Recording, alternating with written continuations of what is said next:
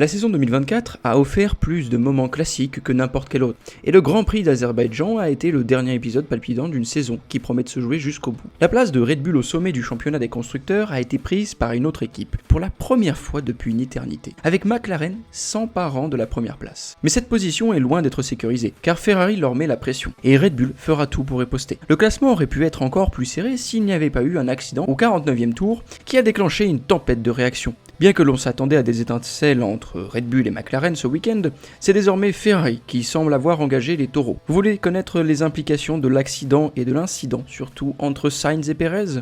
Cela pourrait annoncer une fin d'année difficile pour les deux pilotes, l'un cherchant à se reconstruire tandis que l'autre ramasse les morceaux. Bakou ne rate jamais son rendez-vous, n'est-ce pas? À 2 tours de la fin, il semblait que nous allions assister à un rare Grand Prix d'Azerbaïdjan sous voiture de sécurité, mais cela n'aurait pas été fidèle à la tradition de course. Quand on pense aux moments les plus brillants et choquants de ces dernières années, Bakou vient souvent à l'esprit. L'incident survenu à l'avant-dernier tour pourrait bien devenir l'un des plus grands marquants, comparable à l'autodestruction de Red Bull en 2018 et à l'erreur de Lewis Hamilton avec le Bright Magic. Le Grand Prix d'Azerbaïdjan 2024 a peut-être été marqué à la fin des espoirs de Red Bull au championnat des constructeurs, le moment où Oscar Piastri a véritablement fait son entrée, certains doutant encore de sa victoire en Hongrie. La bataille des outsiders a débuté et a débouché sur une fin explosive, mais l'excitation ne se limitait pas à l'avant. Plus loin dans le peloton, de nombreux incidents ont permis à Williams de terminer avec un doublé dans les points, avec Albon et Colapinto décrochant les 7e et 8e places, les hissant à la 8e place du championnat des constructeurs.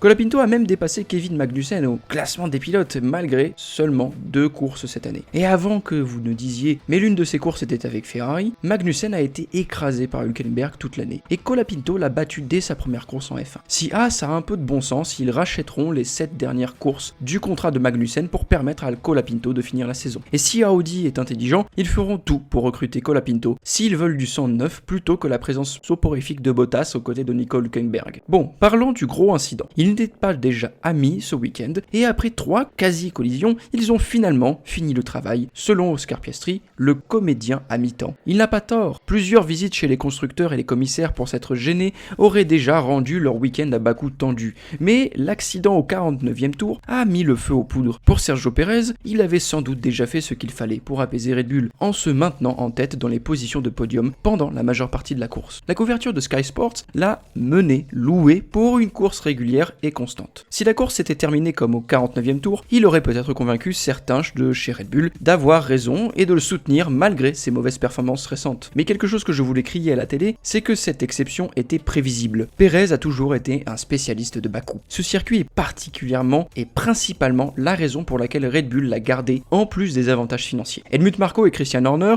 ont laissé entendre que les circuits après la pause estivale étaient ceux où Pérez était historiquement performant. Cependant, avec l'accident, Red Bull non seulement perd des points précieux pour les constructeurs, les rapprochant de la 3e place, mais il se retrouve aussi avec une facture de réparation énorme à l'approche du très exigeant Grand Prix de Singapour. Bien que cela ne mette pas fin à sa carrière, Pérez commence la prochaine course dans une position encore plus délicate. Cela ne rendra pas la vie plus facile, même après une course globalement positive pour le Mexicain. Checo a surtout regretté la perte de points pour le championnat, reconnaissant que l'incident était plus grand que sa simple course. Selon lui, Carlos a bougé trop vite pour suivre l'aspiration de Charles, c'était le mauvais moment. Cela a causé un énorme accident, c'est vraiment dommage. C'est une catastrophe pour le championnat, pour nos 2 week-ends. Christian Horner a défendu Pérez après la course, estimant que le Mexicain méritait mieux. Selon lui, Carlos a commencé à dériver à travers la piste, c'est très décevant.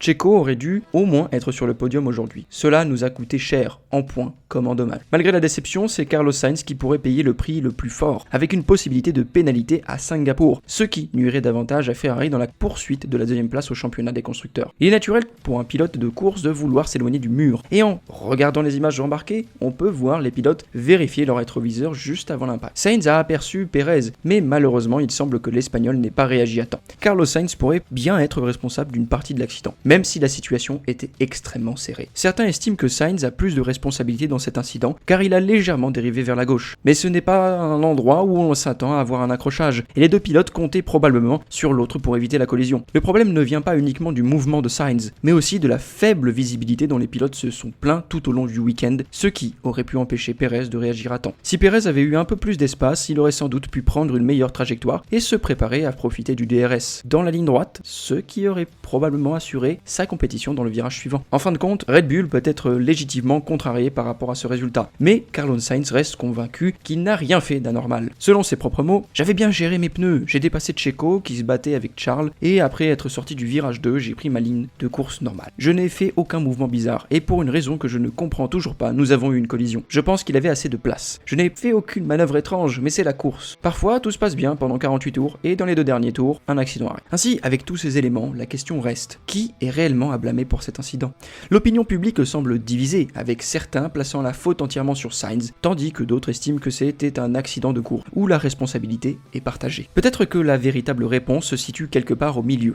Les deux pilotes n'ont sans doute pas anticipé correctement les mouvements de l'autre et les circonstances de la course, visibilité réduite, gestion de pneus et gestion intense des derniers tours. Ça a peut-être rendu cet incident presque inévitable. Quoi qu'il en soit, cet accrochage entre Sainz et Pérez pourrait avoir des conséquences majeures pour la suite de la saison. Non seulement Ferrari et Red Bull perdent de précieux points au championnat des constructeurs, mais les performances des deux pilotes pourraient être affectées à long terme. Sainz risque une pénalité, ce qui compliquerait la course à Singapour et Pérez, bien qu'il ait montré des signes positifs à Bakou, continue d'être dans une position incertaine au sein de l'équipe de Red Bull. La saison 2024 promet encore bien des rebondissements, et cet incident au Grand Prix d'Azerbaïdjan pourrait bien être un moment décisif dans la lutte pour des titres de constructeurs. Ferrari et Red Bull sont en compétition serrée, et chaque point compte dans cette bataille pour la suprématie. Qui sait ce que la prochaine course nous réserve? Ce qui est sûr, c'est que le Grand Prix de Singapour sera crucial pour les deux équipes, et leurs pilotes, avec la pression qui continue de monter. La tension est palpable, et les fans du monde entier attendent avec impatience de voir ce qui se passera ensuite. Alors, après avoir entendu les arguments des pilotes, qui selon vous est réellement responsable de cet incident?